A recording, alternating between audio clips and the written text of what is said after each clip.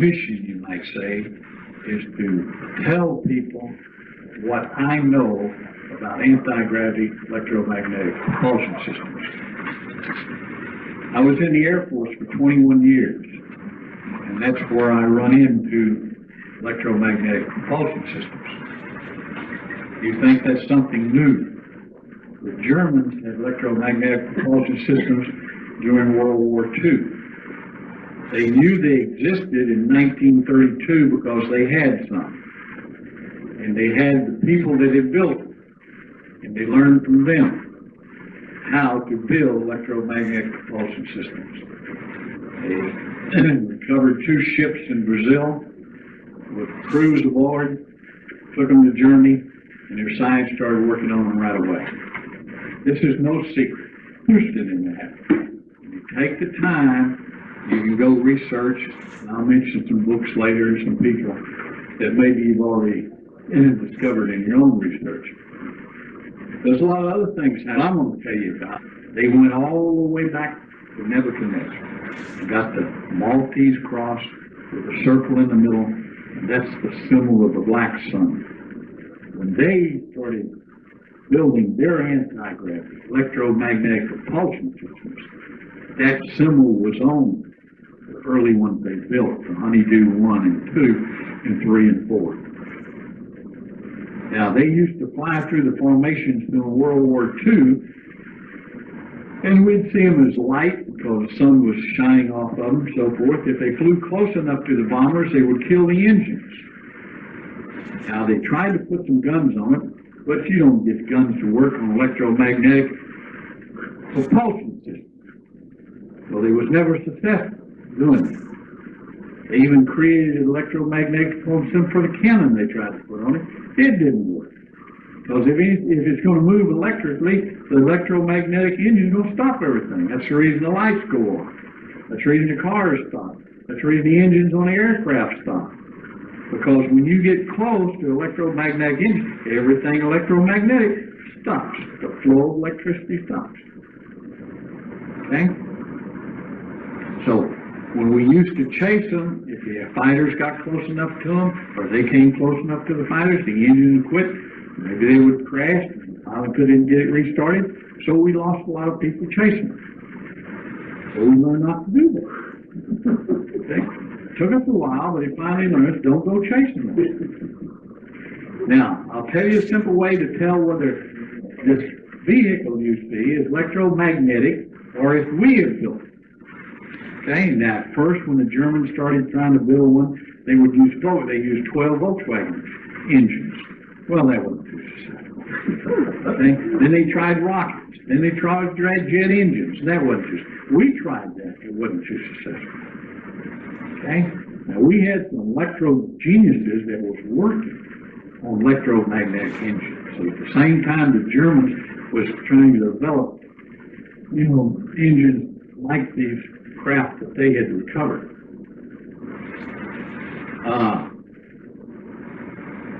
Well, if you study, you can find out Townsend, Brown, Telstor, men like that, and Meyer, Meyer family became multimillionaires in secret because they couldn't say what he was developing. But we got a lot of his laboratory stuff, writings, and so forth. So we were working on that. The Russians was working on that. Germans, they was a little ahead of us on that.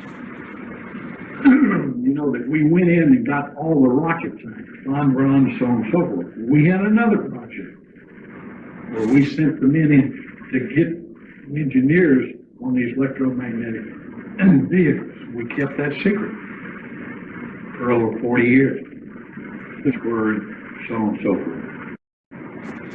They flew a vehicle that would be influenced by our radar in the early days, in the early 40s when we was first inventing radar.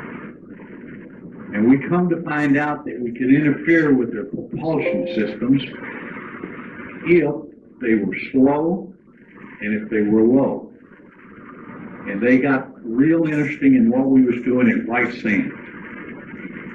So we moved a lot of our high power radar into that area. We concentrated on them, and we caused two of them in 1947 to run together. You know that as the Roswell incident. One of them blew up in the air, and all the beings aboard were destroyed. One of them went down, and there were four of them aboard. Two of them were still alive when the Air Force got there. The Army got there, the Army Air Force of those days.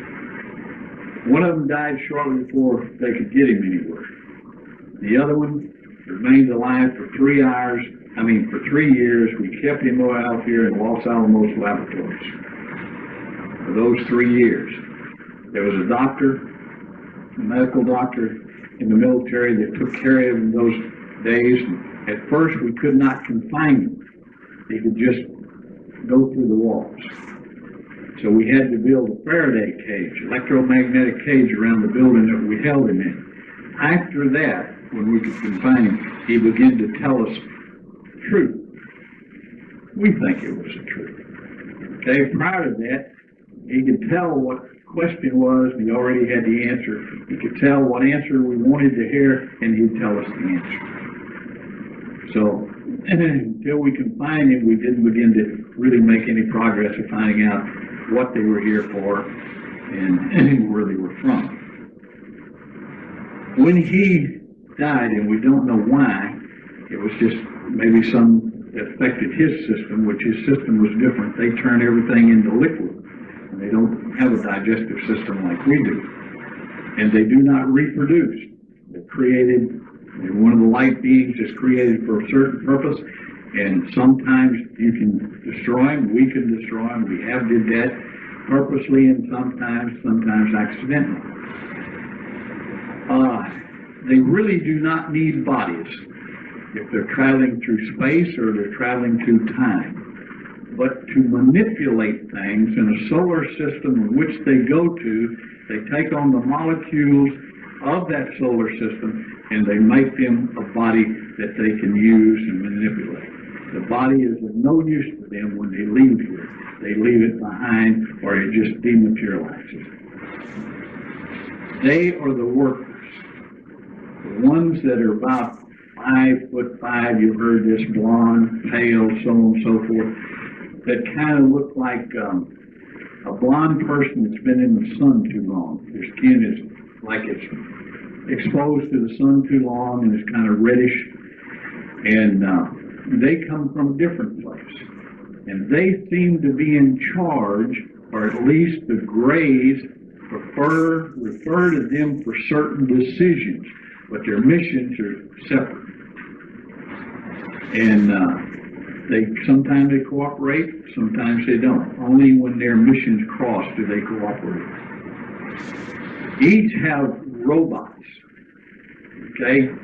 These are not light beings, they're manufactured beings that they can send into dangerous places that they could not withstand, either for their makeup or the bodies they've adapted with while they're here.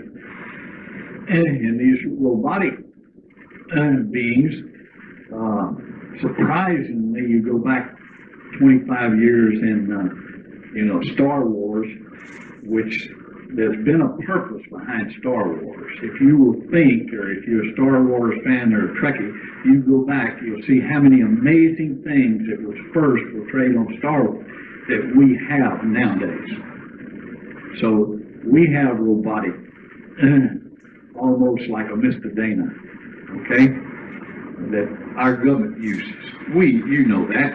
You go into a place, somebody's holed up or in war, you don't want to use any more lives, you just send one of these robots in. See, they fly the airplanes like a pumpkin seed, the latest black project. It goes 18 times the speed of sound. There's nobody aboard that. There's a robot flying. A robotic that we have built. Nobody could stand the G-forces because that is not an anti-gravity vehicle. Okay? Now, if you have an anti-gravity vehicle, you have no G-factor when you're pulling G's. Okay? But that airplane, the SR-75 and the Roar, they are not anti-magnetic driven vehicles. The Black Manta is. It's a triangular shaped vehicle and it has electromagnetic anti-gravity engines. Flies those out of Kirkland. They fly them out of Sector 51, out of the secret base in Puerto Rico, and out of a joint use base with Mexico and the United States and the aliens out of Sonora, down just opposite the Baja Peninsula.